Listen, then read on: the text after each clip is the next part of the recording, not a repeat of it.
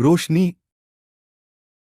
तुलसी चिंतित थी। आज ननकू दिवाली के पहले दिन अकेले बाजार गया है। तुलसी को डर था शाम को शहर से गांव आते समय दारू की दुकान में ननकू रुक ना जाए। उसे पता था ननकू खुद पीने नहीं जाता, लेकिन गांव के आदमी मिल जाए और ननकू को पीने के लिए कहे तो वह मना नहीं कर पाता, बल्कि पीते पीते अपने कमाए सारे रुपए पीने में खर्च कर देता है और घर के जरूरी सामान लेना भी भूल जाता है। बस यही एक ननकू की कमजोरी थी।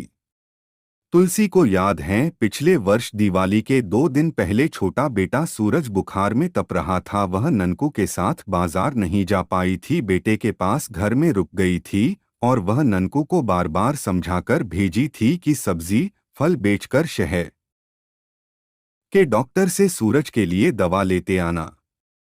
गांव का कोई भी आदमी भट्टी चलने कहे तो मत जाना, सीधे घर आना। अपने और बच्चों की कसम देकर उसे विदा की। मन ही मन देवी माँ से प्रार्थना की, ननको को सद्बुद्धि देना माँ, उसका सामान जल्दी बिक जाए और सूरज की दवा लेकर वह सीधे घर आए। लेकिन कहते हैं ना कि आदमी का मन जिस आशंका से डरे वह काम जरूर होता है। ननकू भी पूरी सब्जी बिक जाने पर खुश था। डॉक्टर से मिलकर सूरज के लिए दवा लेकर जल्दी जल्दी घर आ रहा था।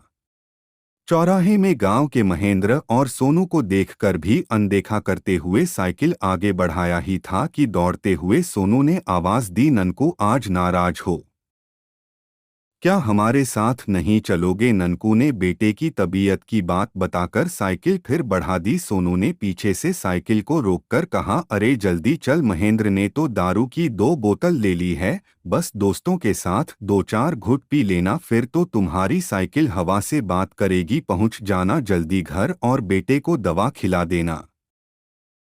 ननकू सोनू की बात में आकर उसके साथ चल दिया। फिर पीने का जो दौर चला वह रात 9 बजे खत्म हुआ। ननकू लड़खड़ाते हुए जब 10 बजे घर पहुंचा तो तुलसी सूरज को लेकर डॉक्टर के पास शहर गई थी और बेटी राधा दरवाजे में अकेले बैठी थी। घर में चूल्हा नहीं जला था। राधा का फूल से चेहरा डर और भूख से पीला पड़ गया था।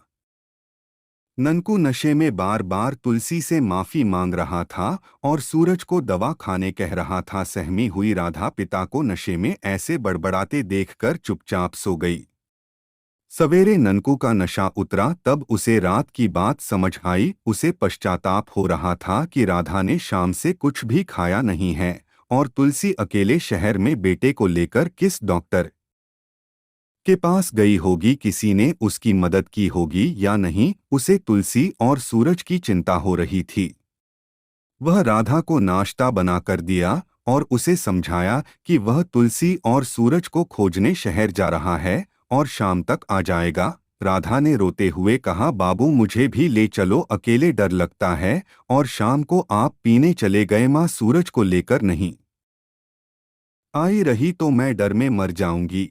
ननकू ने राधा के चेहरे में डर और मासूमियत के जो भाव देखा उसे पीने से घृणा हो रही थी। वह राधा के सिर पर प्यार से हाथ फेरते हुए बोला, बेटी आज से बाबू दारू को हाथ नहीं लगाएगा। देवी माँ की सौगंध, शहर से तेरी माँ और सूरज को लेकर जल्दी वापस आ जाऊंगा। तू तो मेरी बहादुर बिटिया है, डरना मत। शाम को ननकू तुलसी और सूरज को लेकर घर आ गया। सूरज का बुखार कुछ कम हो गया था, लेकिन तुलसी अभी भी नाराज थी। वह ननकू से बात नहीं कर रही थी। पिछले साल की बात सोचते सोचते शाम हो गया। तुलसी को लगा आज दिवाली के पहले दिन राधा को तेज बुखार है और ननकू अकेले बाजार गया है और लौटते में उसे डॉक्टर से मिलकर राधा के लिए दवा भी लाना है।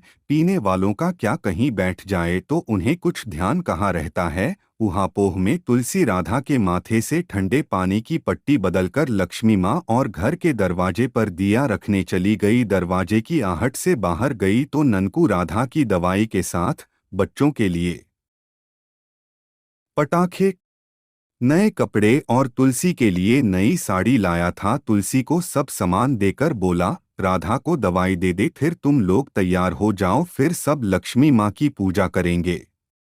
तुलसी जल्दी से देवी माँ के सामने जाकर कहने लगी, माँ ननकू आज के दिन दारू नहीं पिया, सब आपकी कृपा है।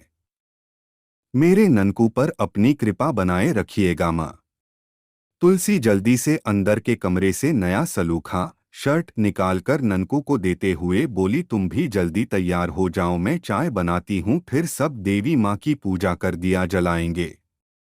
तुलसी बहुत खुश थी, आज उसका घर दिए के साथ विश्वास की रोशनी से रोशन हो रहा था।